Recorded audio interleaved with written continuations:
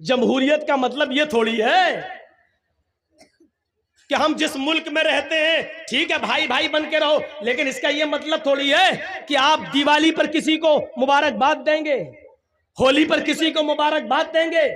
ठीक है, तुम्हारा त्योहार है तुम करो, हमारा त्योहार हम कर रहे हैं। लेकिन एक मुसलमान होकर किसी गैर मुस्लिम को कहे कि दिवाली मुबारक हो, हैप्पी दिवाली, हैप्पी होली, माफ कीजिएगा, इसी चीज को खत्म करने के लिए तो मोहम्मद रसूलुल्लाह सल्लल्लाहु अलैहि वसल्लम आए, वरना ये ऑफर तो नबी को भी दिया गया था। 6 महीने आप हमारे मजहब में आ जाइए, 6 महीने हम आपके मजहब में आ जाते हैं। क्या कहा था अल्लाह के नबी सल्लल्लाहु अलैहि वसल्लम ने? कुरान की आयत नाजिल होती है, नहीं लकुम दीनुकुम वलिय दीन, तुम्हारे लिए तुम्हारा दीन और हमारे लिए हमारा दीन।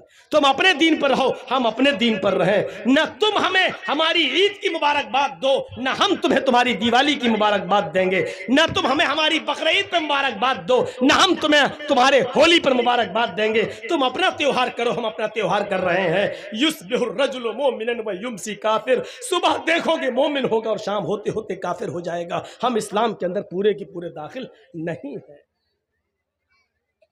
अब फिर कहोगे मौलाना साहब हर्ज क्या है, हम एक गांव में रहते हैं, हिंदू मुस्लिम भाईचारा, अगर हमने दिवाली की मुबारकबाद दे दी तो हर्ज क्या? फिर वही मसला है, जो कानून इस्लाम ने बना दिया उसको फॉलो करना है। ये नहीं देखना है कि इसमें नुकसान क्या है, इसमें फायदा क्या है। हमारी समझ में आए या ना आए, हमें उसी कानून को मानना है जो बना दिया है जनाब मोहम्मद रसूलुल्लाह सल्लल्लाहु अलैहि वसल्लम ने। ट्रैफिक नियम जैसे लाल बत्ती है, हमें रुकना है, चाहे गाड़ी आ रही हो या ना आ रही हो, हमें रुकना है। जब तक रेड नहीं, ग्रीन नहीं होगी हम नहीं जा सकते। जब तक शरीयत की इजाजत नहीं होगी हम नहीं जा सकते, हम नहीं कर सकते। इंसानियत की मिसाल कायम करो। अगर आपके पड़ोस में कोई गैर मुस्लिम है, बीमार है, आप अपनी गाड़ी में उसको ले जाओ, अस्पताल ले जाओ। अगर आपका पड़ोसी गैर मुस्लिम है और उसका ब्लड ग्रुप आपके ब्लड ग्रुप से मिल रहा है और उसको एक बोतल खून की जरूरत है, आप फौरन उसको अपने ब्लड का एक बोतल खून निकाल कर आप उसको दीजिए। शरीयत इसकी इजाजत देती है। इंसानियत जितनी हो, मानवता जितनी हो दिखानी चाहिए, लेकिन इसका यह मतलब नहीं है कि उनके त्योहारों में आप शिरकत करेंगे और आपके त्योहारों में वो उनको आप मुबारकबाद देंगे। इस हद तक शरीयत इजाजत नहीं देती है। या अय्युहल्लज़ीना आमनू उदखुलू फिस्सिल्मि काफ़ा, ईमान वालो तुम इस्लाम के अंदर पूरे के पूरे दाखिल हो जाओ। हमें इस्लाम के अंदर पूरे के पूरे दाखिल होना है। हमें आधा अधूरा नहीं, हमारा उठना, हमारा बैठना, हमारा लेटना, हमारा जागना, हमारा खाना, हमारा पीना, हमारा सोना सब इस्लामी होना चाहिए। जब हम सुबह उठें तो हमारी जबान से इस्लामी जुमला निकल रहा हो, अल्हम्दुलिल्लाहिल्लज़ी अहयाना बअदा मा अमातना व इलैहिन नुशूर।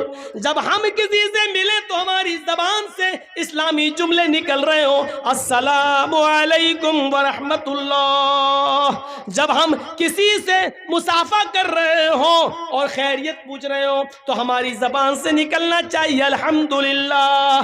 जब हमें छींक आए तो हमारा रहन सहन ये होना चाहिए कि हमारी जबान से निकल रहा हो अल्हम्दुलिल्लाह। जब हम किसी ऊंची जगह पर लिफ्ट पर चढ़ रहे हो या छत पे चढ़ रहे हो, सीढ़ियों से ऊपर जा रहे हो, तो उस वक्त हमारी जबान से जुमले निकल रहे हो, अल्लाहु अकबर, अल्लाहु अकबर। जब हम लिफ्ट से नीचे आ रहे हो या हवाई जहाज लैंड कर रहा हो और नीचे उतर रहा हो, या हम पहाड़ से नीचे उतर रहे हो या अपने घर की छत से नीचे की मंजिल पर आ रहे हो, तो हमारी जबान से ये इस्लामी जुमला निकलना चाहिए, सुबहान अल्लाह, सुबहान अल्लाह। जब हम लैट्रीन में जा रहे हो तो हमारी जबान से दुआ निकलनी चाहिए, अल्लाहुम्मा इन्नी औज़ु बिका मिनल खुबुसी वल खबाइस। जब हम खाना खाने बैठ रहे हो हमारी जबान से दुआ निकलनी चाहिए, बिस्मिल्लाह बिस्मिल्लाहि व अला बरकतिल्लाह। जब हम खाना खाकर फारिग हो जाएं तो हमारी जबान से जुमला निकलना चाहिए अल्हम्दुलिल्लाह, अल्लाह की हम्दो सना। मस्जिद में जाएं तो अल्लाह का नाम लिया जाए, मस्जिद से निकलें तो अल्लाह का नाम लिया जाए, माँ बाप से मिलें तो अल्लाह का नाम लिया जाए, घर में जाएं तो सलाम करके जाएं, अपने बच्चों को सलाम करवाने की आदत डालें, अपने बच्चों को इस्लामी माहौल दें, अपनी बीवी को इस्लामी माहौल दें। उठना बैठना लेटना सोना जागना खाना पीना सब इस्लामी हो। जब बिस्तर पे सोने जाएं तो दुआ पढ़ें अल्लाहुम्मा बिस्मिका अमूतु व अहया। साथ में ये दुआ भी पढ़ लो 10 बार सुबहान, 33 बार सुबहान अल्लाह, 33 बार अल्हम्दुलिल्लाह, 34 बार अल्लाहु अकबर। ये दुआ जो आदमी पढ़कर सोता है तो अल्लाह ताला एक फरिश्ता मुसल्लत कर देता है, वो उसकी हिफाजत करता है रात भर। तब हम इस्लाम के अंदर पूरे के पूरे दाखिल होंगे। कोई गुनाह के करीब हम पहुंच गए, उस वक्त अल्लाह का खौफ हमारे दिमाग में होना चाहिए। दुनिया की कोई ताकत हमें देख रही हो या ना देख रही हो, लेकिन अल्लाह तो हमें देख रहा है। मेरे भाइयों, उस गुनाह से हम दूर हो जाएं, तब है इस्लाम के अंदर पूरे के पूरे दाखिल। वरना वही समझा जाएगा बिजली के खंबे पर आम के पेड़ के चंद पत्ते चिपक गए हैं, हमारी बॉडी पर चंद दीनी काम हो गए हैं, लेकिन हम जड़ से मुसलमान नहीं हैं, हम अपनी बुनियाद से मुसलमान नहीं हैं, हम अपने रहन सहन से मुसलमान नहीं हैं। और यहाँ हमें बुनियादी तौर पर मुसलमान बनना है। और इस्लाम के अंदर हमारा रहन सहन ऐसा होना चाहिए, इस्लाम के अंदर हम ऐसे घुल जाएं, इस्लाम के अंदर ऐसे दाखिल हो जाएं। मिसाल दे रहा हूं, जरा सुनिए। पानी का एक गिलास है, जग है हमारे पास, लोटा पानी का एक जग है, और एक पत्थर है हमारे हाथ में। इस पत्थर को पानी में डाल दिया और रख दिया। 2 दिन के बाद आप देखेंगे तो पानी में वो पत्थर पड़ा हुआ नजर आएगा। आप चाहें तो हाथ डालकर पत्थर को निकाल सकते हैं और बाहर फेंक सकते हैं।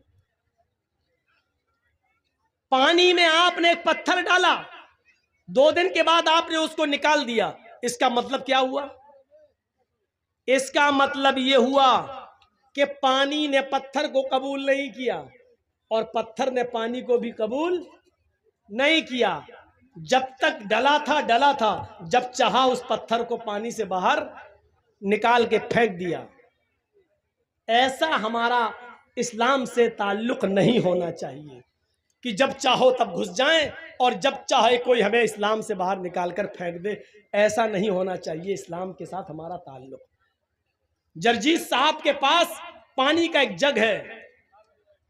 आपके यहां जर्दा बनता है? जर्दा, अरे वो मीठा चावल होता है, इधर नहीं बनता है, हम लोगों के यहाँ बनता है। तो उसमें खाने वाला रंग होता है। आपके यहाँ खाने वाला रंग तो बहुत सी चीज़ों में डाला जाता होगा, जलेबी में डाला जाता है, पुलाव में भी डाला जाता है रंग। आप जाइए और 2 रुपए का 5 रुपए का खाने वाला रंग किसी दुकान से ले आइए और वो खाने वाला रंग पानी के उस जग में डाल दीजिए। 2 दिन आप इंतजार आपको नहीं करना है, 1 मिनट भी आपको इंतजार नहीं करना होगा। आप थोड़ी ही देर में देखेंगे जैसे ही वो लाल या पीला रंग पानी में गया और पानी को पूरा का पूरा लाल कर दिया या पीला कर दिया, जो रंग पानी में डाला गया पानी उसी रंग में रंग गया। अब आप रंग को पानी से अलग करिए, हो जाएगा? जो रंग आपने पानी में डाला है, अब आप पानी से रंग को अलग करिए, नहीं होगा। और पानी को रंग से अलग कीजिए, वो भी नहीं होगा। न रंग पानी से अलग हो सकता है, न पानी रंग से अलग हो सकता है। दोनों ऐसे घुल गए हैं, ऐसे मिल गए हैं कि न पानी रंग को छोड़ता है और न रंग पानी को छोड़ता है। यह होना चाहिए हमारा इस्लाम के साथ घुलना, यह होना चाहिए हमारा इस्लाम के साथ ताल्लुक। जब हम इस्लाम में आ गए, मुसलमान बन गए, तो हमारी जान चली जाए, न तो इस्लाम हमसे निकले न हम इस्लाम से निकले। यह होना चाहिए पानी और रंग की तरह हमारा इस्लाम के साथ रिश्ता है। यहां चंद डंडे पड़ते हैं मॉब लिंचिंग के मौके पर तो आदमी जय श्री राम के नारे लगाने लगता है। हालांकि वो मौत का डर होता है, वो तो जिसके ऊपर बीतती है वही जानता है, मैं ये नहीं कह रहा हूं, लेकिन हमारा ताल्लुक इस्लाम के साथ ये होना चाहिए कि ऐसे हम इस्लाम में घुल जाएं और इस्लाम हम में ऐसे घुल जाए कि हमको इस्लाम से दूर किया जाए या इस्लाम को हमसे दूर किया जाए तो ना हो। हर हाल में हम, और इसकी जीती जागती मिसाल है हजरत सुमैया का वो वाकया जब उनके दोनों पैर बांध दिए गए और दोनों हाथ बांध दिए गए और सुमैया से कहा गया, एक नेजा लाया गया और कहा सुमैया देख, मोहम्मद के रब को छोड़ दे, जिनको तू पहले मानती थी उन्हीं को अपना माबूद मान ले। तो सुमैया ने क्या कहा, हाशा व कल्ला, हरगिज नहीं। अबू जहल ने वो नेजा निकाला, अबू जहल ने वो नेजा उठाया और पूरा का पूरा सुमैया के जिस्म में, सुमैया की शर्मगाह के अंदर, सुमैया के पेशाब के रास्ते में पूरा का पूरा वो नेजा दाखिल कर दिया, इधर से डाला और उस तरफ निकाल दिया। सुमैया के हाथ पीछे से बंधे थे, वो बूढ़ी औरत थी, आसमान पर नजरें डालती है, उस मौके पर भी उसकी जबान से ये नहीं निकला, आय अल्लाह तू मेरी मदद कर या मुझे बचा ले। उसने अपनी जिंदगी के बारे में नहीं कहा, उसने दुआ भी मांगी तो ये दुआ मांगी, या रब्बी सब्बित कदमैया अला दीनिक या अरहमर राहिमीन, आय अरहमुर राहिमीन, आय रहम करने वाले, आय हमारे रब, इसका नेजा मेरी शर्मगाह को पार कर गया है, इसकी दी हुई तकलीफ से कहीं मैं इस्लाम न छोड़ बैठूं, कहीं दीन न छोड़ बैठूं। आय अल्लाह मुझे मेरे दीन पर जमा देना, मुझे मेरे दीन पर साबित रखना। आय अल्लाह इसकी दी हुई तकलीफों से कहीं मैं दीन न छोड़ बैठूं, कहीं तकलीफों से तंग आकर मैं दीन कुर्बान न कर दूं। उस मौके पर भी वो अपने दीन की सलामती मांग रही है, यह है इस्लाम में रंगना। सुमैया को सताया गया लेकिन सुमैया इस्लाम नहीं छोड़ रही है, इस्लाम सुमैया को नहीं छोड़ रहा है। ये जिंदगी होनी चाहिए हमारी इस्लाम लाने के बाद और इस्लाम के साथ। लाख दुनिया कोशिश करे। अभी जा रहे हो ना तकरीर के बाद, कल शादी होगी हमारे बच्चे की, हम 3 लाख रुपए मांगेंगे। इस तकरीर का असर कल पता चल जाएगा कितना इस्लाम हमारे अंदर आया है। अपने बेटे की शादी में लड़की वाले से 2 लाख रुपया हम मांगेंगे, 3 लाख मांगेंगे, मोटरसाइकिल मांगेंगे, आप देख लीजिएगा। ये इस्लाम हमारी जिंदगी के अंदर है, ये इस्लाम। सुमैया का इस्लाम देखो।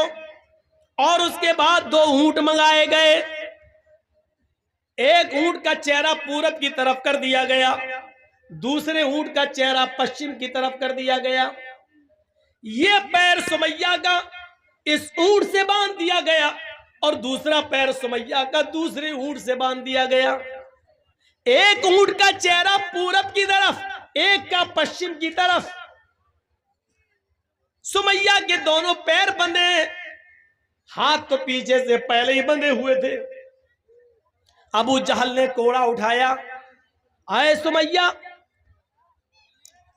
अभी इन ऊंटों को भगाऊंगा और तू चीर दी जाएगी, तेरे पैर एक इधर एक उधर चीर दिया जाएगा और बीच से तेरे 2 टुकड़े कर दिए जाएंगे। अब भी तू मोहम्मद का दीन छोड़ दे, अब भी तू इस्लाम छोड़ दे। सुमैया नजरें आसमान पे डाल के कहती है, अय अबू जहल मुझे पागल समझ रखा है क्या? इस्लाम में कैसे घुल गई थी, ये देखिए मंजर, इस्लाम में कैसे घुली हुई थी वो। कहती है, अय सुमैया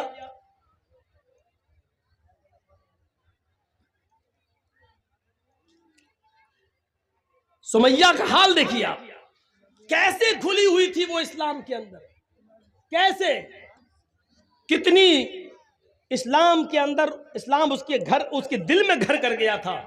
सुमैया क्या कहती है, अय अबू जहल वो देख अबू जहल ने कहा क्या?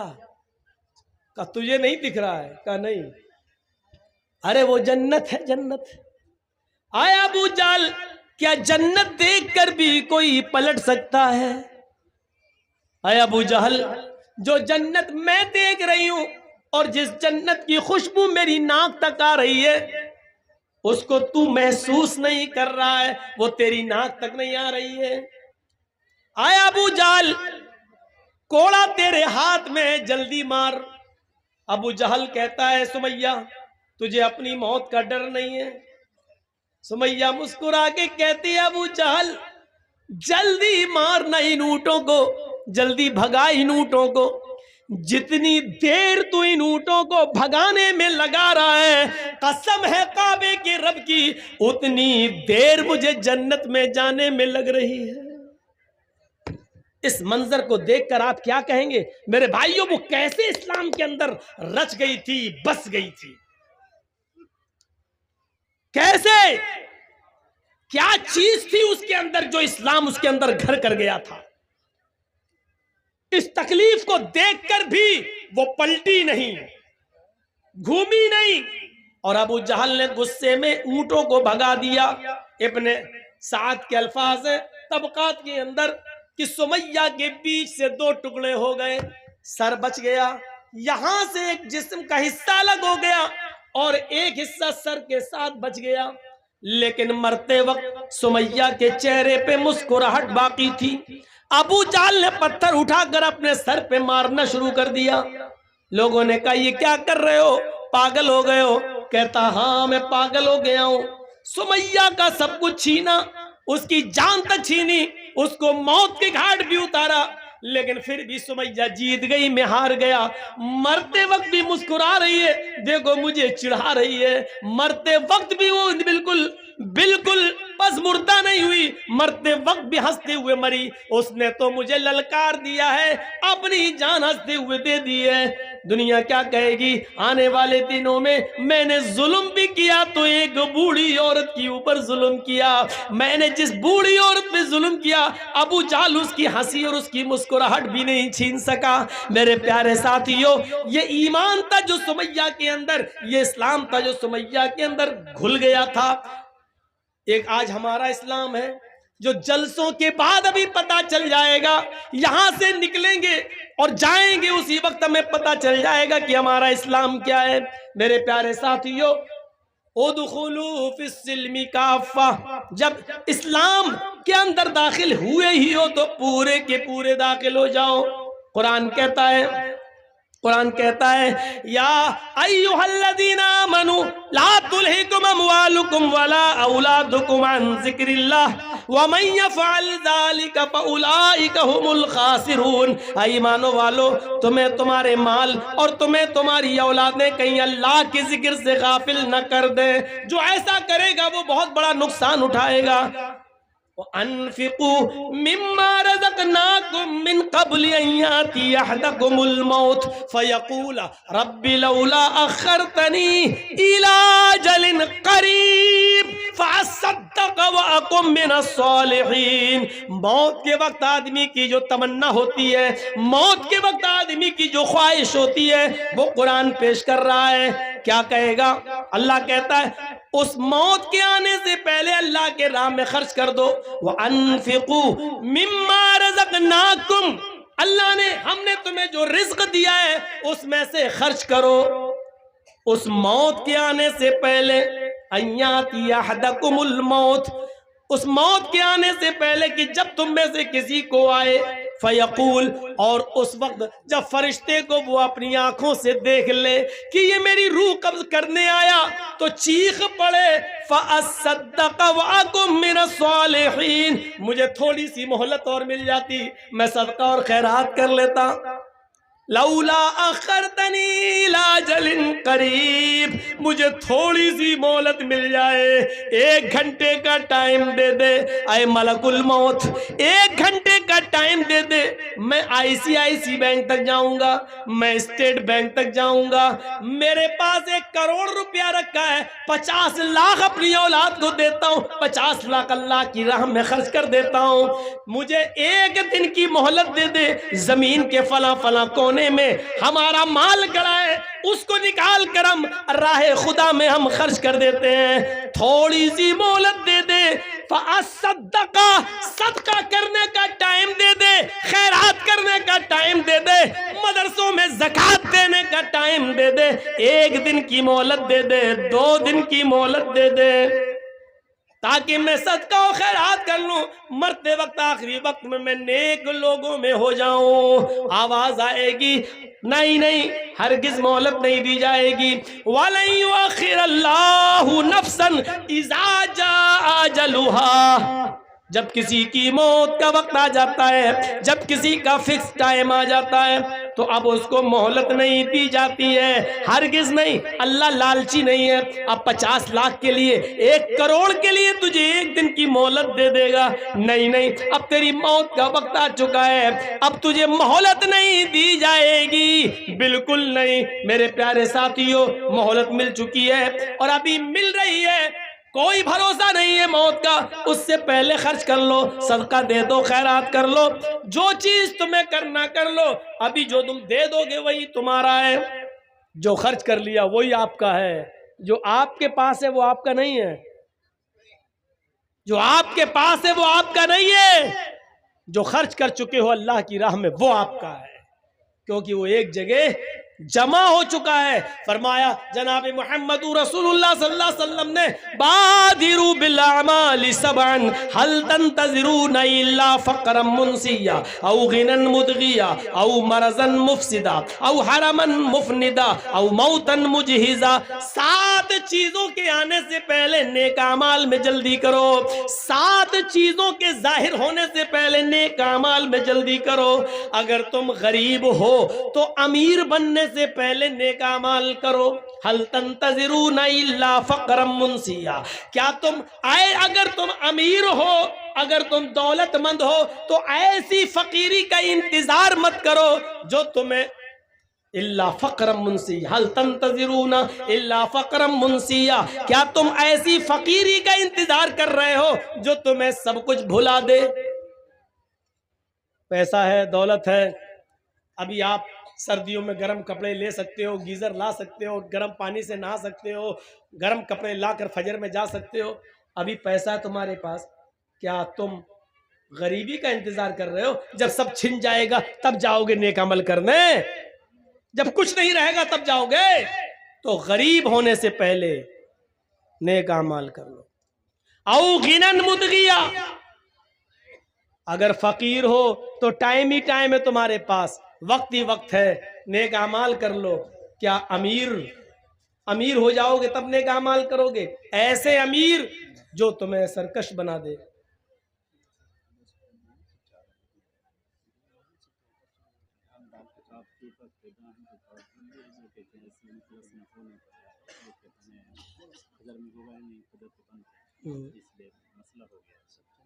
तो क्या करें, क्या करें?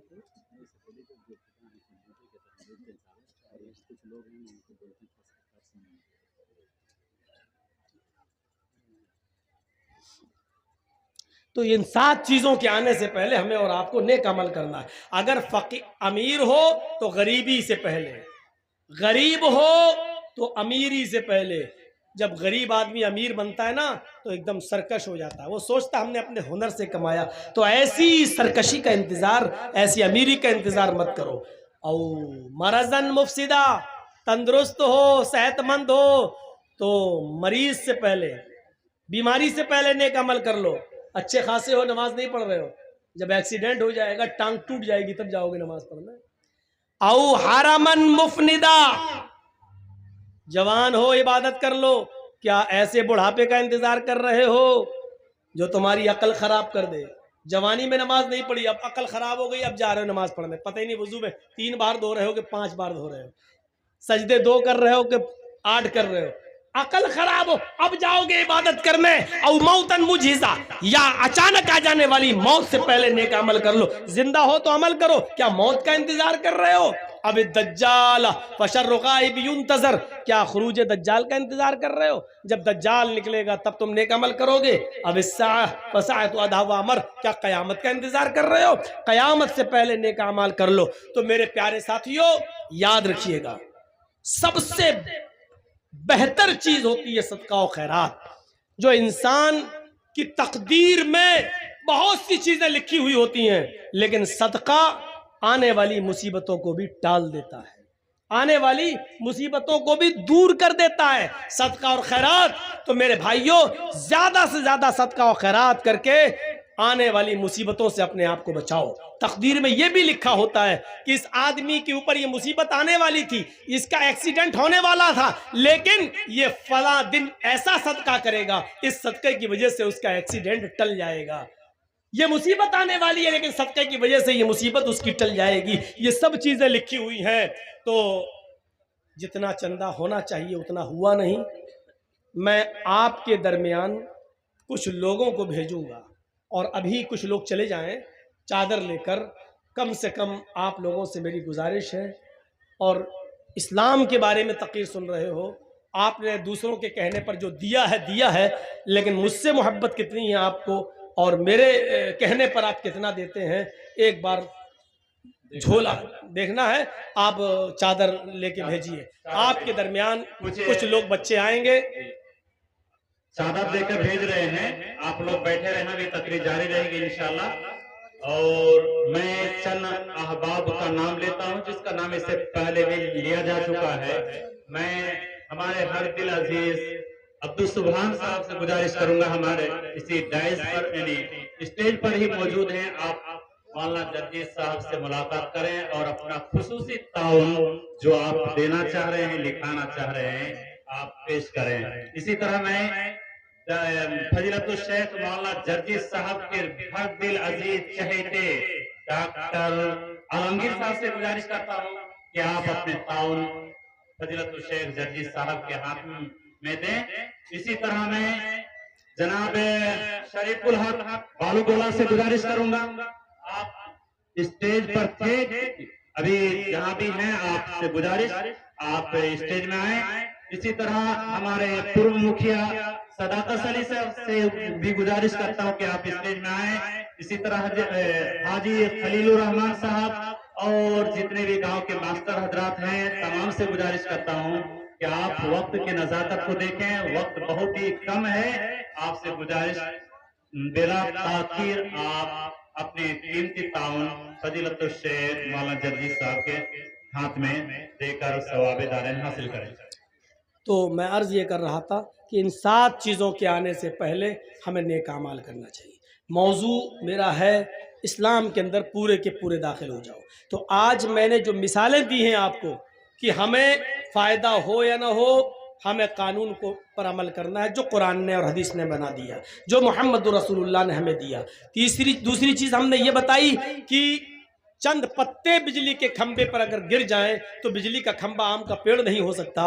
उसी तरीके से चंद इबादतें कर लेने की वजह से हम पूरे मुसलमान नहीं हो सकते हैं। हमें पूरे के पूरे मुसलमान होना है और इस्लाम के अंदर हमें पूरा का पूरा दाखिल होना है। और तीसरी चीज़ हमने ये बताई, इस्लाम के अंदर हम ऐसे घुल जाएं जैसे पानी के अंदर रंग घुल जाता है, फिर रंग को पानी से निकाला जाए या पानी को रंग से निकाला जाए तो दोनों एक दूसरे से अलग नहीं हो सकते हैं। इसी तरीके से इस्लाम हमसे निकाला जाए या हमसे इस्लाम को दूर किया जाए तो हमारी जान चली जाए, लेकिन इस्लाम हमसे न जाए।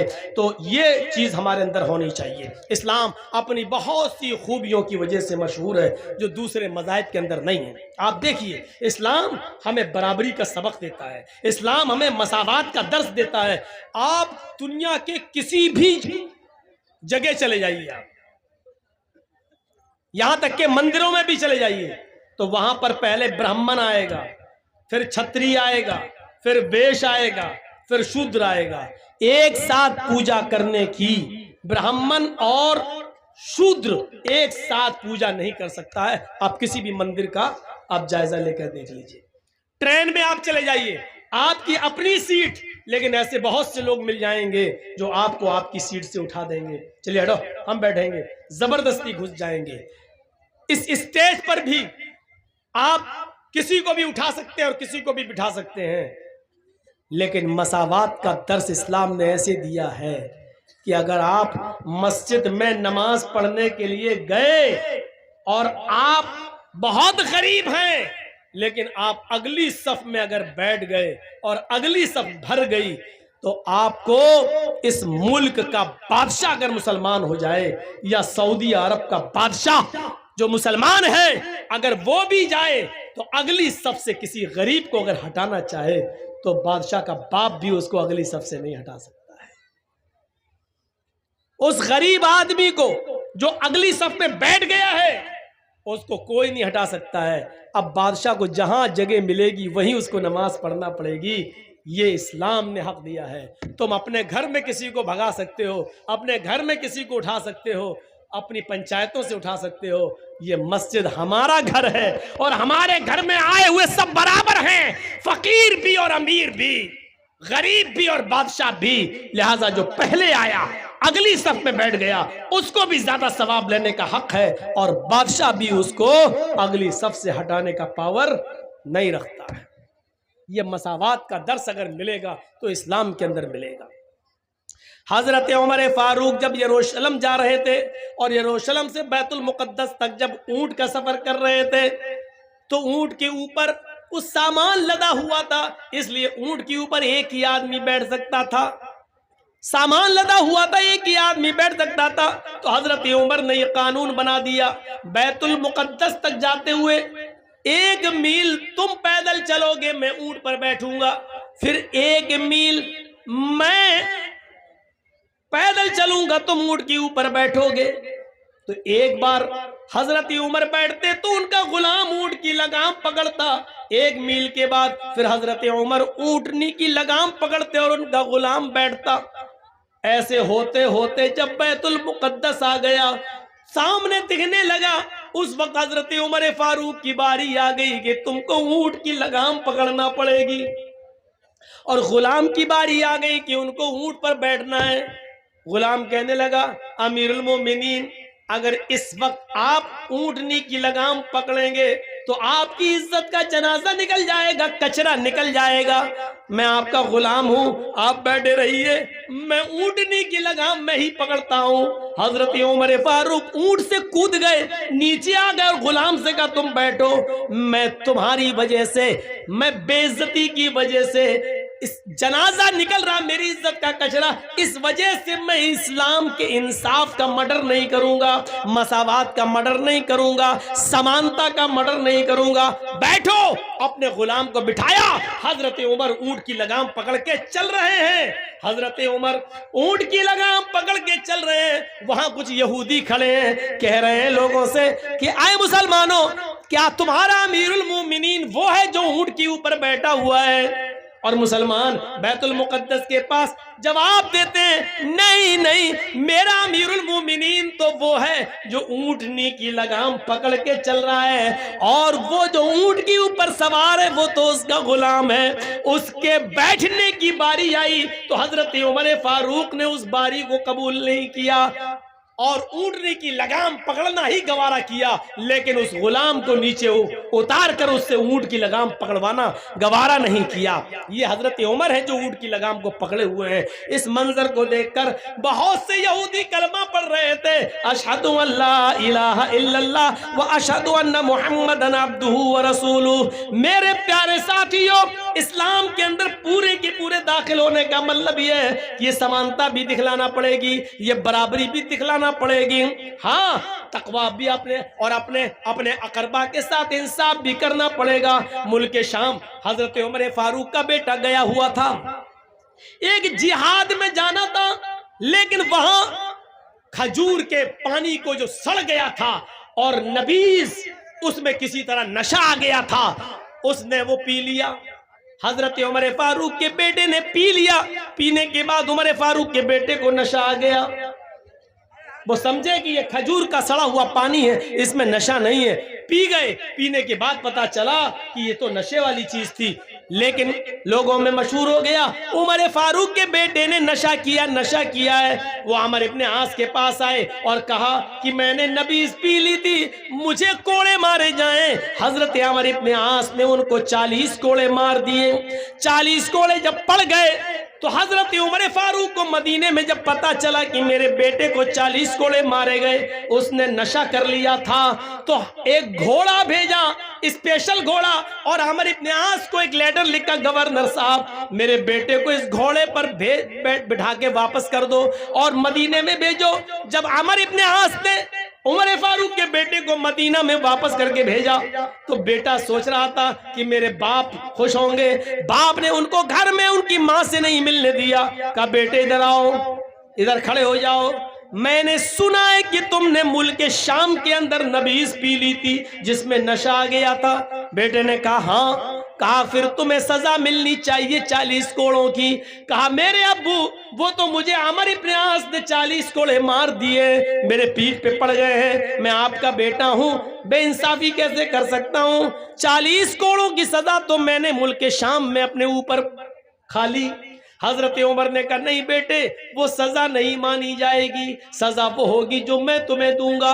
फिर 4 जल्लाद मुतय्यन किए और चारों के हाथ में एक कोड़ा दे दिया और एक जल्लाद से कहा 10 कोड़े मार के तुम हट जाना, फिर दूसरा जल्लाद मारेगा, दूसरे से कहा 10 कोड़े तुम मार के हट जाना, फिर तीसरा मारेगा, ताकि जो कोड़ों की सख्ती बराबर रहे और कोई थक न जाए। इसलिए एक आदमी 40 कोड़े नहीं मारेगा, बल्कि 4 जल्लाद जोर जोर से 40 कोड़े मारेंगे।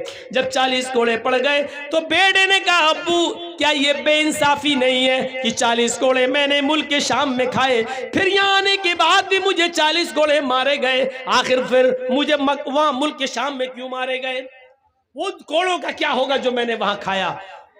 उमर फारूक का जवाब था मेरे बेटे, मुल्क शाम के अमीर गवर्नर के ऊपर मेरा एतबार नहीं है, उसने तुम्हें कोड़े मारे हैं, लेकिन मेरा दिल कहता है उसने तुम्हारे साथ रियायत बरती होगी, जितनी जोर से मारना चाहिए उतनी जोर से नहीं मारा होगा, इसलिए कि तुम अमीरुल मोमिनीन के बेटे हो, इसलिए कि तुम उमर फारूक के बेटे हो। मैंने सोचा कि वहां तुम्हें पक्का और सच्चा इंसाफ नहीं मिला होगा, आज मिला है। मैंने 4 जिल्लादों से 40 कोड़े पड़वाए हैं तुम्हें। ये थे मुस्लिम। इस्लाम के अंदर इनको कहा जाता है कि ये पूरे के पूरे इस्लाम के अंदर दाखिल थे। कानून जो अल्लाह ने बना दिया है, चाहे वो आपकी समझ में आए या ना आए, अमल करना है, उस कानून को तोड़ना नहीं है। मिसाल के तौर पर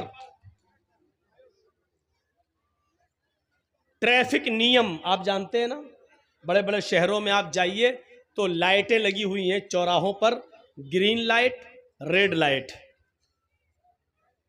रेड सिग्नल होता है, इसका मतलब यह है कि आप अपनी गाड़ी को रोक दीजिए, आगे नहीं बढ़ सकते हैं।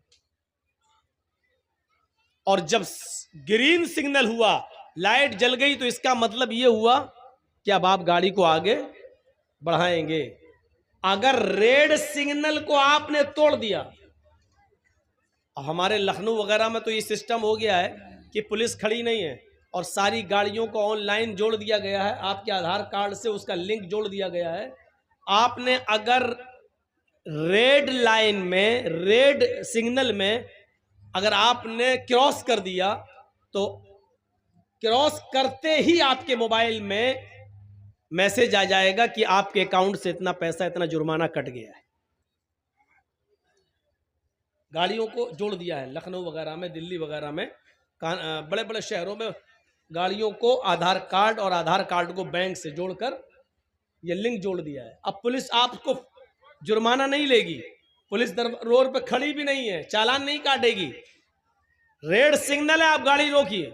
अगर आपने सोचा कोई है ही नहीं, पुलिस ने भाड़ से आपने आगे बढ़ाया, जैसे ही बढ़ाया आपका चालान कट गया, आपके बैंक से उतना जुर्माना कट गया, आपके अकाउंट से उतना पैसा खत्म हो गया। रेड सिग्नल का मतलब गाड़ी रोकिए, ग्रीन सिग्नल का मतलब गाड़ी को आगे बढ़ाइए। जर्जी साहब गाड़ी चलाते हुए जा रहे हैं, अचानक रेड सिग्नल है, गाड़ी रोक दी, लेकिन अब जर्जीस साहब की अकल कह रही है गाड़ी रोकने में फायदा क्या है। गाड़ी रोकने के लिए तो कानून उस वक्त बनता है जब आगे से गाड़ी आ रही हो, दाएं से भी आ रही हो, बाएं से भी आ रही हो।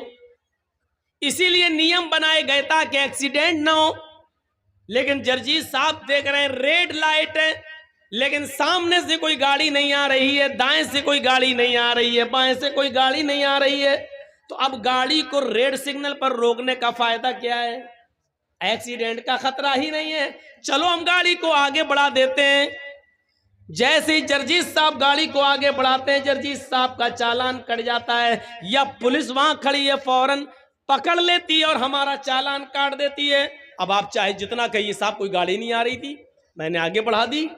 नहीं, गाड़ी आ रही हो या ना आ रही हो, कोई एक्सीडेंट हो रहा हो या ना हो रहा हो, लेकिन गवर्नमेंट ने एक नियम बनाया है, ट्रैफिक का एक कानून है कि रेड सिग्नल पर आपको गाड़ी रोकना है तो रोकना है, चाहे सामने से कोई गाड़ी आ रही हो या ना आ रही हो, हमारा नुकसान हो रहा हो या ना हो रहा हो, लेकिन हमें कानून को फॉलो करना है।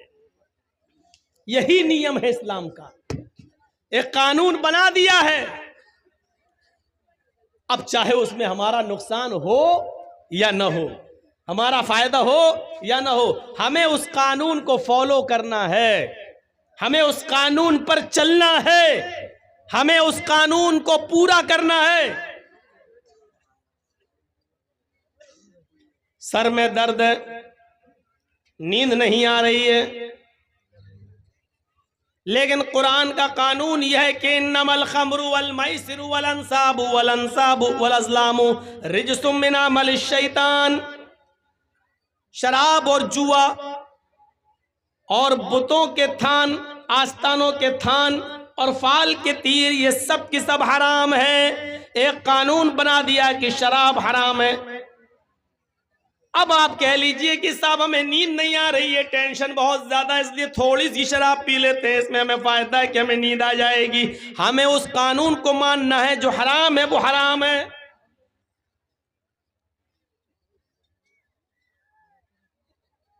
मेरे प्यारे साथियों, कुदामा इब्ने मज़ऊन ने बुखारी शरीफ के अंदर ये मंजर देखा जा सकता है। बहुत बूढ़े हो चुके थे, बहुत बूढ़े हो चुके थे, बीमारी की हालत में वो बिस्तर से भी उठते नहीं थे। कभी जब तबीयत ठीक होती थी तो लाठी लेकर वो मस्जिद में नमाज पढ़ने के लिए जाया करते थे। एक दिन उनको शदीद दर्द हुआ, इस बुजुर्ग सहाबी को इतना दर्द हुआ कि ये बर्दाश्त नहीं कर सके, तो उनके घर के किसी मेंबर ने उनको शराब की थोड़ी सी मिकदार उनको दे दी।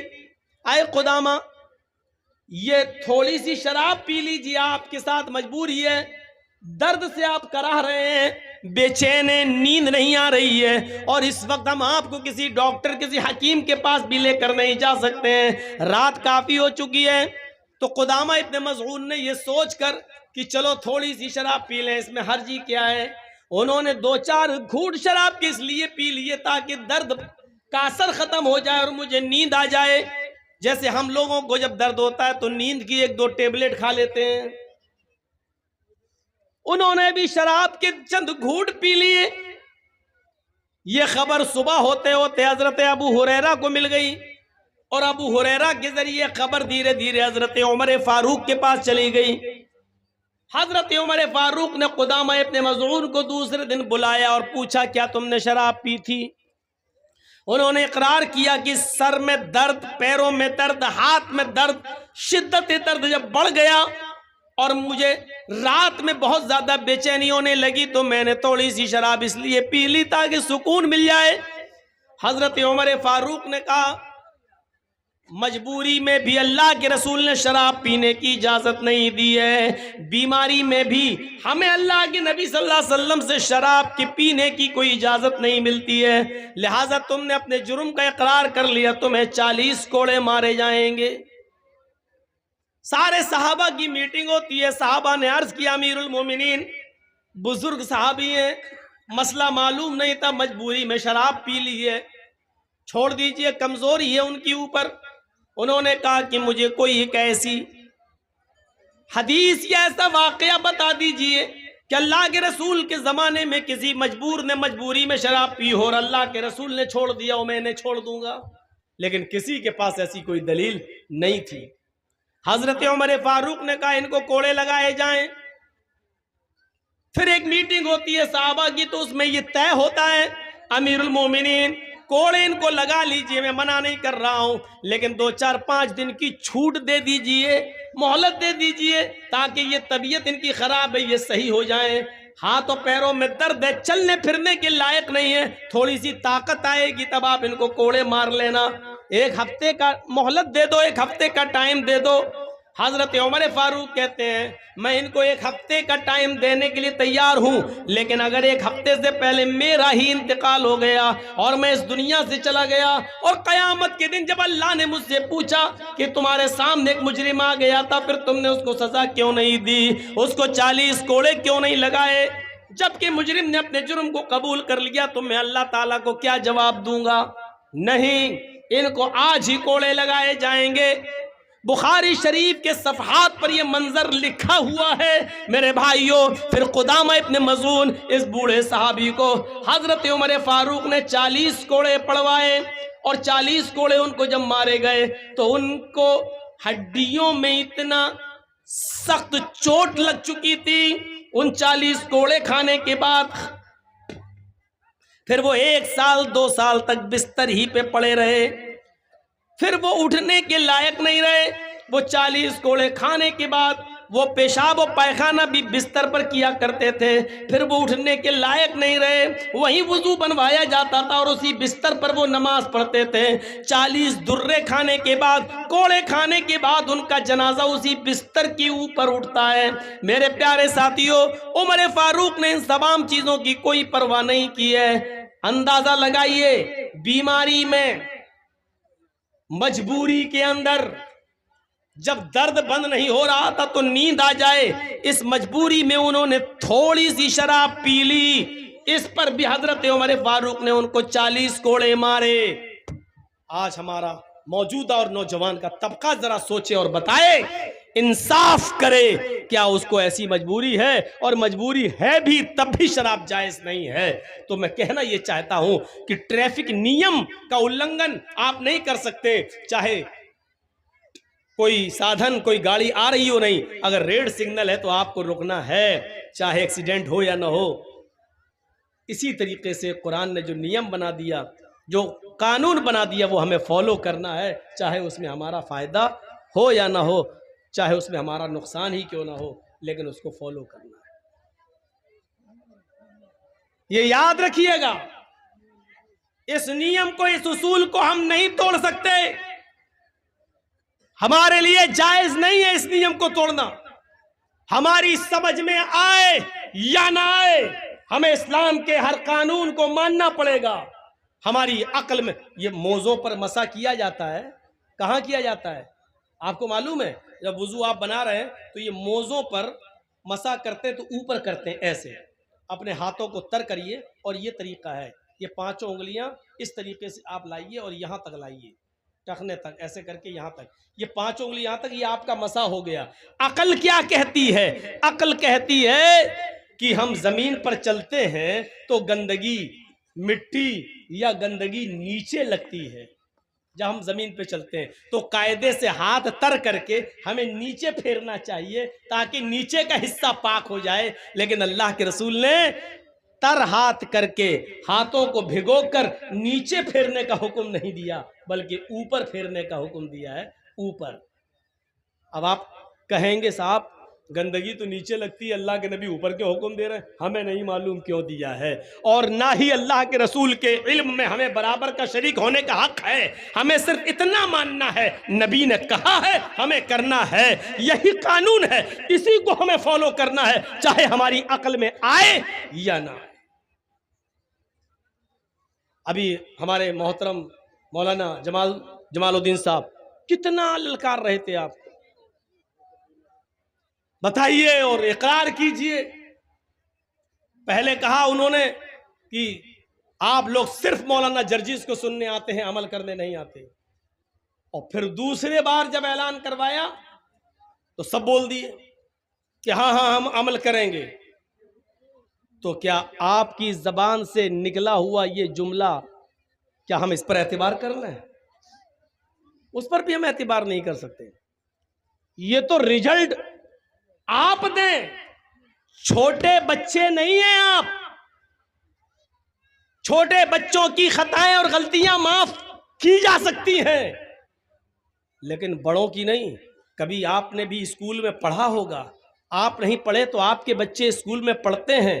कभी आपने देखा है आपका बच्चा जब नर्सरी में पढ़ता है तो उसको पेंसिल से लिखवाया जाता है, जब एलकेजी में आता है तो पेंसिल से लिखता है, जब यूकेजी में आता है तो पेंसिल से लिखता है, और साथ में रेजर भी होता है। वो लिखता है, गलत लिख जाता है, मिटाया जाता है, फिर गलती करता है, फिर मिटाया जाता है। लेकिन जब आपका बच्चा प्राइमरी क्रॉस कर लेता है, 5वां क्लास पढ़ लेता है, जब 6ठे क्लास में आता है तो पेंसिल उससे छीन ली जाती है और उसके हाथ में अब पेन दे दिया जाता है, कलम दे दिया जाता है। ये स्कूल का मैनेजमेंट सिस्टम चीख चीख कर ये कह रहा है कि अब तुम बच्चे नहीं हो, बच्चे थे तो गलतियां करते थे, उसको मिटा दिया जाता था। अब तुम्हारे हाथ में कलम है, लिखना है तो सोच के लिखना, क्योंकि अब अगर लिखोगे तो जो गलती करोगे वो मिटने वाली नहीं है, वो खत्म होने वाली नहीं है। जब स्कूल का मैनेजमेंट एक बच्चे के गलत को गलत मानता है तो हम इस्लाम के सामने जलसों में गलत कर रहे हैं। हमारे कंधे पर फरिश्ते उस गलत को गलत क्यों नहीं लिखेंगे? मेरे प्यारे साथियों, हम स्कूल के मैनेजमेंट से ये इबरत हासिल नहीं कर पाए आज तक। क्या हम स्कूल में पढ़ते हुए वो बच्चे हैं जो पेंसिल से लिखे और गलती कर जाए तो उसको मिटा दिया जाए? अब हम बड़े हो चुके हैं। इन जलसे ये यूट्यूबरों को भरे मजमे में मैंने कहा था कि अब तुम्हें किसी जलसे में हम लगाने नहीं देंगे, और लाल बथानी में मैंने मना भी कर दिया था वहां के मैनेजमेंट को, एक भी यूट्यूबर को आप आने मत दीजिए और हटाइए। लेकिन इसके बावजूद ये लोग अपनी हरकतों से बाज नहीं आ रहे हैं। फिर वो मिसाल देना पड़ती है कुत्ते की दुम वाली। फिर आप कहते कि मौलाना ऐसा बोल रहे हैं। आप भी तो अपनी औकात में रहिए। आप देखिए दूसरों को डिस्टर्ब कर रहे हैं। आपके तो चैनल में आ जाएगा पैसा, आप तो डाल देंगे मौलाना जर्जीस ने बोला, झूठ लिखेंगे मौलाना जर्जीस को दिया मोदी ने अवार्ड। हाँ, तेरे बाप ने दिया, मोदी ने नहीं दिया। ये यूट्यूबर की हरकत है।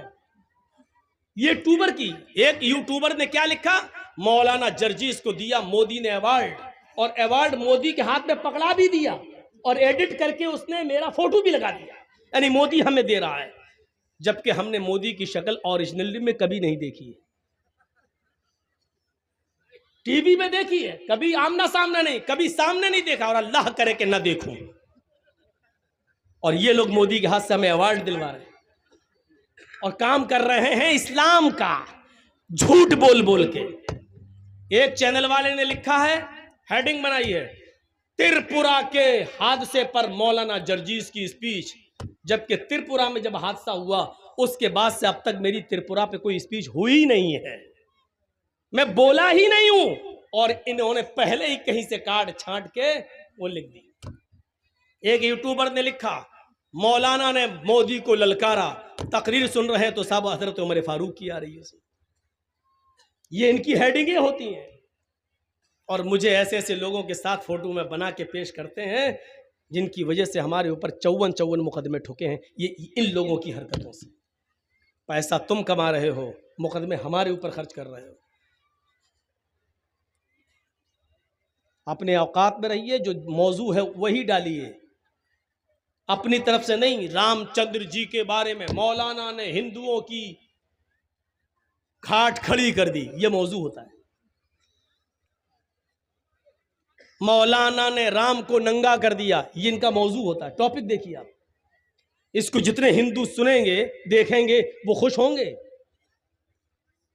हमने जितने जलसों में राम की कृष्ण की बात की है तो भाईचारा बढ़ाने के लिए, ये इस्लाम कहता है, ये हिंदू धर्म कहता है। हमने ये बात कही, ये हेडिंग बनाते हैं, मौलाना ने किया राम को नंगा।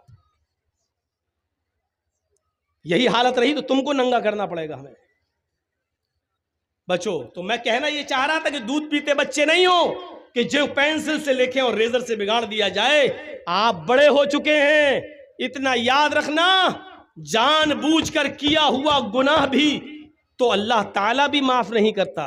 यामलून बिजिहालतिन सुम्मा यतूबून, जो जिहालत के तौर पर अनजाने में जो गलती करते हैं और उसके बाद तौबा करते हैं तो अल्लाह रब्बुल आलमीन उनकी तौबा को कबूल करता है। आप जानबूझकर गलतियों पे गलती करते रहे, सुबह शराब पिए और शाम को तौबा कर लें, फिर सुबह शराब पिए और शाम को तौबा कर लें, फिर सुबह शराब पिए और शाम को तौबा कर लें। अल्लाह फरमाता है कि ये आदमी मेरी रहमत का नाजायज फायदा उठा रहा है, मुझे गफूर रहीम मानता है लेकिन हमारी रहमत का नाजायज फायदा उठा रहा है। शाम को शराब पीता है, सुबह तौबा करता है, फिर शाम को जाम पीता है, फिर सुबह तौबा करता है, फिर शाम को जाम पीता है। माफ कीजिएगा, जानबूझकर किया हुआ गुनाह तो अल्लाह भी जल्दी नहीं माफ करता है जब तक कि बंदा आज़्म मुसम्मम न कर ले, पक्का इरादा न कर ले कि अब हम इस गुनाह को छोड़ रहे हैं और कभी नहीं करेंगे। अल्लाह भी माफ नहीं करता है। मेरे प्यारे साथियों, हम अब पेन से लिख रहे हैं, पेंसिल का जमाना छूट चुका है। अब जो कुछ भी आप करोगे याद करना, ये गलती मिटने वाली नहीं है, ये तारीख बनेगी, ये इतिहास बनेगा। पेंसिल से लिखकर रेजर से बिगाड़ने वाला जमाना हमारा खत्म हो चुका है। अल्लाह के रसूल ने फरमाया था, जब तुम्हारे बच्चे 7 साल के हो जाएं तो नमाज पढ़ने का उनको हुक्म दो और उनको मस्जिद में ले जाओ। कभी पढ़ेंगे कभी छोड़ेंगे, कभी पढ़ेंगे कभी छोड़ेंगे, कोई बात नहीं, उनकी आदत डलवाओ। लेकिन जब 10 साल के हो जाएं तो बचपना उनका ख़त्म हो गया है और 10 साल के बाद भी अगर वो नमाज ना पढ़े तो उनको मारो, फज़रिबूहुम, तो उनको मारो और मस्जिद में ले जाओ। यानी 7 साल से लेकर 10 साल तक की ज़िंदगी आपकी बचपने की ज़िंदगी शुमार की जा सकती है। लेकिन 10 साल के बाद अब आपके हाथ में पेंसिल नहीं है, पेन है। अब जो भी आप करेंगे वो सोच समझ कर कीजिएगा, क्योंकि ये गलती मिटेगी नहीं। गलत लिखोगे तो लिख जाएगा, मिटेगा नहीं, नक्श हो जाएगा और आगे चल के ये तारीख बनेगी। हिटलर ने जो गलती की आज उसको हम तारीख में पढ़ते हैं। नेपोलियन ने जो गलती की आज उसको हम देखते हैं। हज्जाज इब्ने यूसुफ जो गलत कारनामे करके गया आज उसको याद किया जाता है और उसको जालिम कहा जाता है। याद रखो, इतिहास बनाओ तो अच्छा इतिहास बनाओ। हम नहीं रहेंगे 100 साल के बाद, जब नस्लें आएंगी तो हमारा नाम लिया जाए और हमारा जिक्र खैर हो, हमारा जिक्र खैर हो, हमारा जिक्र हिटलर में ना हो, हमारा शुमार हज्जाज इब्ने यूसुफ में ना हो, हमारा शुमार चोरों लुटेरों में ना हो। इतिहास बनाने की कोशिश करो। या अय्युहल्लज़ीना आमनू उदखुलू फिस्सिल्मि काफ़ा, पूरे के पूरे इस्लाम में दाखिल हो जाओ। अब ये पूरे के पूरे इस्लाम में दाखिल होना क्या है? पूरे के पूरे इस्लाम में दाखिल होने का मतलब है आपका उठना भी इस्लामी हो, आपका बैठना भी इस्लामी हो, आपका चलना भी इस्लामी हो, आपका खाना भी इस्लामी हो, आपका पीना भी इस्लामी हो, आपका कपड़ा पहनना भी इस्लामी हो, आपकी शादियां भी इस्लामी हो, आपके वलीमे भी इस्लामी हो। अलगर्ज जिंदगी में जितने भी शोबे हैं उनमें सारे के सारे काम इस्लाम के तरीके पर हों। ये है इस्लाम के अंदर पूरा का पूरा दाखिल होना। क्या हम इस्लाम में पूरे के पूरे दाखिल हैं? अभी ये जलसा ख़त्म होगा तब लोग अपनी अपनी साइकिलें निकालेंगे, फिर देखिएगा लड़ाई, हट हट हट, लात मारेगा, हट, पहले हम आए, पहले हम निकालेंगे, गालियां। ये जलसे के बाद देख लीजिएगा। और फजर की नमाज देख लीजिएगा मस्जिद में, माशाअल्लाह कुरसैल के अंदर जो भीड़ आज मैं देख रहा हूं, शायद इससे पहले मैंने इतनी भीड़ नहीं देखी। और शायद ये नतीजा है 2 मरतबा जो कोरोना का काल रहा है और उसमें कोरोना के पीरियड में जो जलसे नहीं हो सके, उसके बाद शायद ये फर्स्ट बार जलसा हो रहा है जिसकी वजह से इतनी भीड़ नहीं हुई कभी जो आज हो रही है। लेकिन इस भीड़ को हम क्या माने, ये हमारी मस्जिदें बताएंगे, ये हमारी मस्जिदें। आप चाहते हैं कि हम फजर में सो जाएं, जोहर में आके नमाज पढ़ लें, असर में पढ़ लें, मगरिब में पढ़ लें और इशा में जाके सो जाएं और हमें लोग मुसलमान कहें। देखिएगा जरा,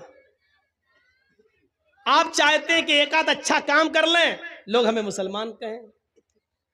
2-4 वक्त की नमाज पढ़ लेने से, मिसाल पर गौर कीजिएगा, 2-4 वक्त की नमाज पढ़ लेने से, 2-4 रोजे रख लेने से, 2-4 इस्लामी काम कर लेने से आप मुसलमान नहीं कहलाएंगे। मिसाल दे दूं, बिजली का एक खंबा लगा हुआ है, पोल, उस पर अभी बिजली के तार दौड़ाए नहीं गए हैं, लेकिन दौड़ना है। लाइट आएगी आपके गांव में, बिजली के खंबे लगा दिए गए हैं। अचानक आंधी आती है और आपके गांव में आम के पेड़ लगे हुए हैं। अचानक पेड़ से कुछ पत्ते टूटते हैं और बिजली के खंबे पर, बिजली के पोल पर चिपक जाते हैं।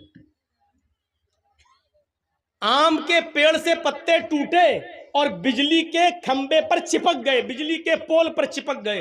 अब आप उस बिजली के पोल को बिजली का पोल कहोगे या आम का पेड़ कहोगे? क्या कहोगे? वो बिजली का खंबा है या आम का पेड़?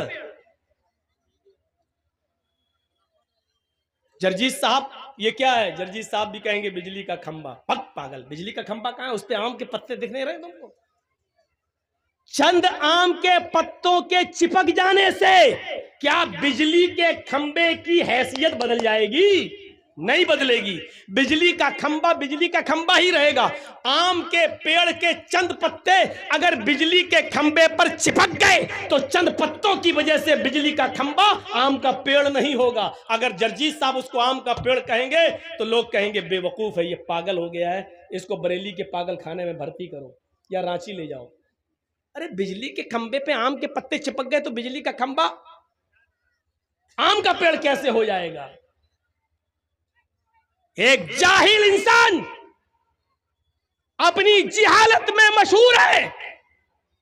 2 नमाजें पढ़ ली, 2 रोजे रख लिए, 2 मिस्कीनों को, फकीरों को खाना खिला लिया, तो 2-4 अच्छे काम कर लेने की वजह से इस इंसान को पूरा का पूरा मुसलमान कैसे मान लिया जा सकता है? जब बिजली के खंबे को 2-4 पत्तों की वजह से आप आम का पेड़ नहीं कह सकते, तो 2-4 अच्छे काम करने की वजह से आपको मुसलमान कैसे माना जाए? आम का पेड़ तभी माना जाएगा जब वो अपनी जड़ में भी आम हो, अपनी शाखाओं में भी आम हो, अपने पत्तों में भी आम हो और उसमें आम के फल भी लग रहे हो, तब वो आम कहलाएगा। जब उसका जड़ भी आम का हो, उसके टहनियां, उसकी शाखें भी आम की हो, उसके पत्ते भी आम के हो और उसमें आम लगता हो, तब आप कहेंगे आम का पेड़। आप मुसलमान उस वक्त कहलाए जाएंगे जब आपकी जड़ इस्लामी हो, आपका उठना इस्लामी हो, आपका बैठना इस्लामी हो, आपकी सोच इस्लामी हो, आपका चलना इस्लामी हो, आपका रहन सहन इस्लामी हो, आपकी शादियां इस्लामी हो, आपके तरीके इस्लामी हो, आपकी इबादत इस्लामी हो। ये सब काम जब अपनी जड़ से जुड़े हुए होंगे और इस्लामी होंगे, तब आपको कहा जाएगा कि आप मुसलमान है। मौलाना, मिसाल तो बड़ी अच्छी दी है आपने, लेकिन कितनी देर के लिए? कितनी देर के लिए? फिर सुन लो मेरी एक बात। बेवकूफ है और पागल है वो इंसान जो 2-4 नेक काम करने के बाद अपने आप को मुसलमान समझता है। मुसलमान वो है जो अपने कैरियर से, अपने अखलाक से मुसलमान हो, अपनी जड़ से मुसलमान हो, अपनी बुनियाद से मुसलमान हो, नीचे से लेके ऊपर तक पूरा का पूरा मुसलमान हो, तब वो मुसलमान कहलाता है। फिर सुन लो, आम के पेड़ के चंद पत्ते किसी बिजली के खंबे पर चिपक जाएं तो बिजली का खंबा आम का पेड़ नहीं हो सकता है।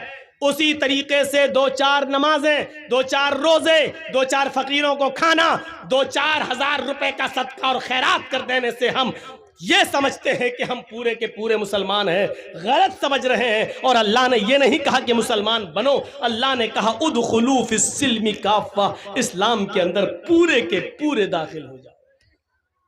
या अय्युहल्लज़ीना आमनुत्तक़ुल्लाह हक़्क़ तुक़ातिह वला तमूतुन्ना इल्ला व अंतुम मुस्लिमून।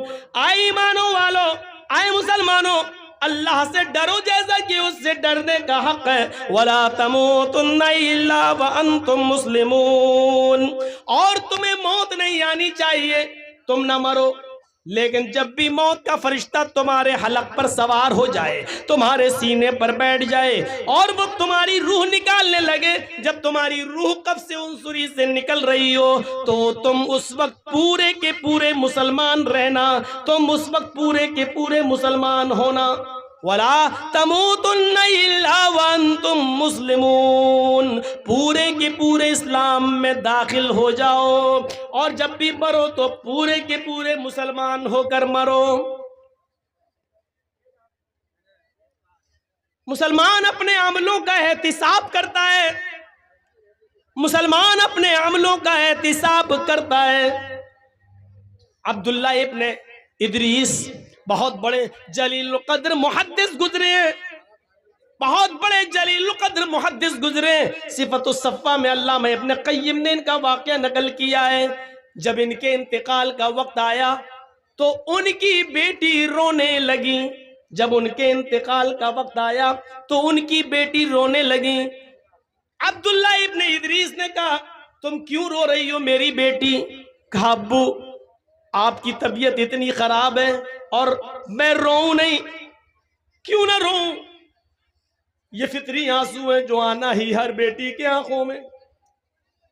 बाप ने कहा, आए मेरी बेटी, तुम्हें रोने की जरूरत नहीं है, तुम्हारा बाप अल्लाह के पास जा रहा है। तुम जिस घर में रह रही हो, अब तक मैंने इस घर के अंदर 4000 मर्तबा कुरान करीम की तिलावत की है।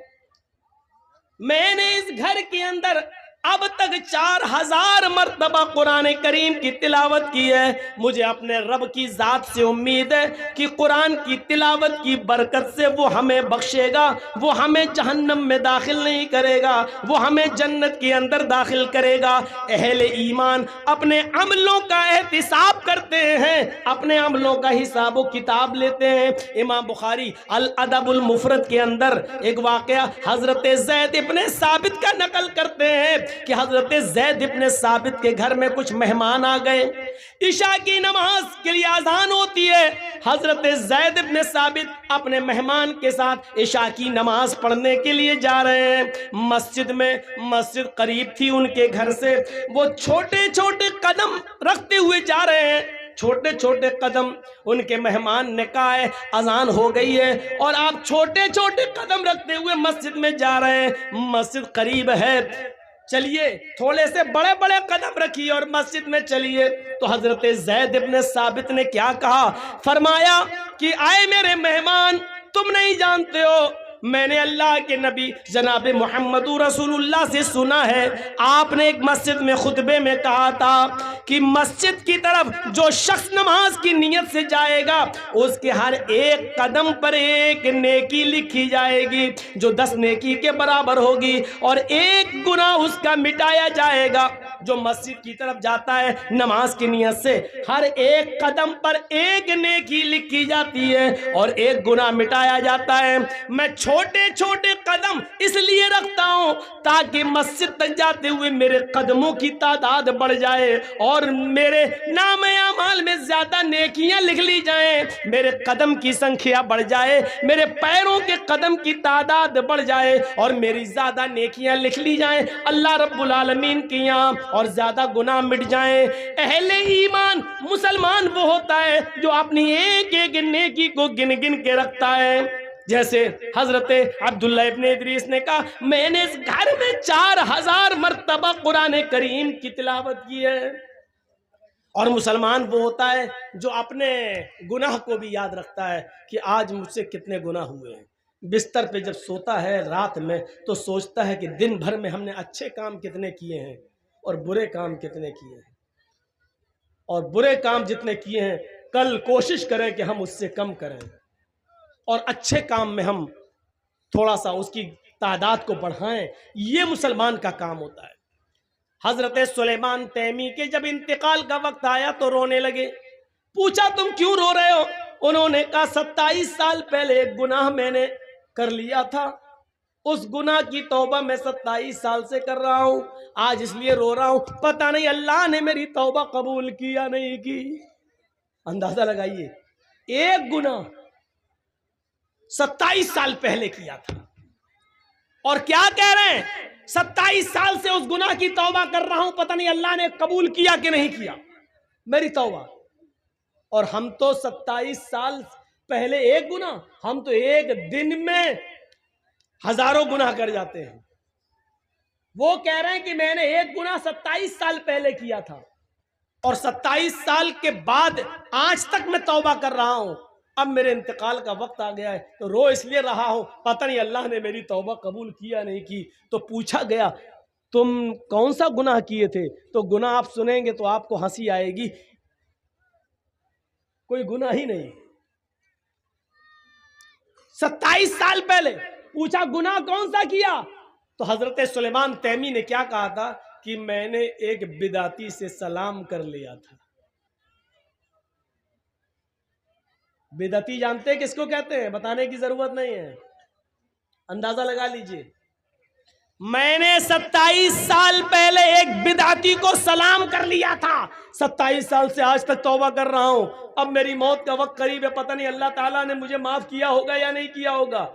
अल्लाह के नबी सल्लल्लाहु अलैहि वसल्लम ने फरमाया कि जिसने बिदाती के को अपने घर में ठहराया उस पर लानत, फलानतुल्लाहि अला मन आवा मुहदिसन, अल्लाह की लानत हो उस पर जिसने किसी बिदाती को अपने घर में ठहराया, अल्लाह की लानत हो उस पर जिसने किसी बिदाती से सलाम किया। तो वो कहते हैं कि मैंने एक बिदाती से सलाम कर लिया था, 27 साल से तौबा कर रहे हैं। बिदाती से सलाम कर लिया तो 27 साल से तौबा कर रहे हैं। जो लोग अपनी लड़कियों और अपनी बहनों की शादी बिदातियों को दे रहे हैं, उनके गुनाह का आलम क्या होगा वो सोचें। अपने घर का दामाद बिदातियों को बना रहे हैं, वो सोचें। और रोजाना वो बिदाती दामाद तुम्हारे घर पे आकर खाता है, पीता है, और तुम अपने दामाद उस बिदाती को अपने घर में पनाह देते हो, वो लोग सोचें। इस्लाम के अंदर पूरे के पूरे दाखिल हो जाओ, मौजू तो बड़ा अच्छा है, लेकिन है कौन दाखिल?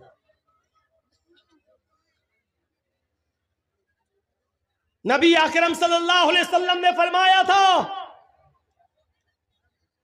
युस्बिहुर रजुलु मोमिनन व युमसी काफिरन व युमसी मोमिनन युस्बिहु काफिरन। तुम एक आदमी को देखोगे कि वो सुबह जब उठेगा तो मोमिन होगा, लेकिन शाम होने से पहले पहले वो काफिर हो जाएगा। सुबह उठोगे उसको मोमिन पाओगे, शाम होने से पहले पहले वो काफिर हो जाएगा। शाम को देखोगे वो मोमिन होगा, सुबह उठते उठते वो काफिर हो जाएगा। सुबह मोमिन होगा, फजर की नमाज पढ़ेगा, कुरान की तिलावत करेगा, तुम देखोगे कि मोमिन होगा, और शाम होते होते वो काफिर हो जाएगा।